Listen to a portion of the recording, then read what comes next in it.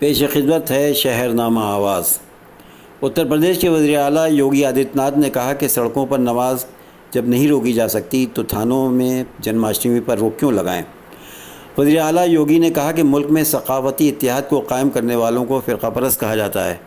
اگر ہم یہ کہہ دیں کہ فخر سے کہو ہم ہندو ہیں تو لوگ کہتے ہیں کہ دیکھیے یہ فرقہ پرست ہیں۔ آپ آرام سے کرسمس منائیں، نماز پڑھیں، کوئی نہیں روک رہا ہے، لیکن قانون کے دائرے میں رہ کر قانون کی خلاف ورزی ہونے پر ہی تصادم پیدا ہوتا ہے۔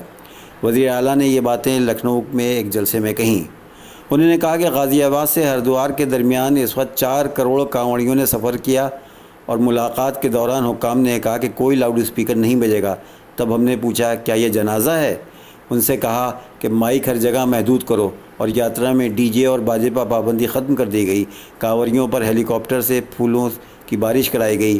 یوگی نے کہا کہ عید پر سڑک پر نماز نہیں روک سکتے تو جنم اشٹمی پر ہم پولیس اسٹیشنوں پر روک کیوں لگائیں۔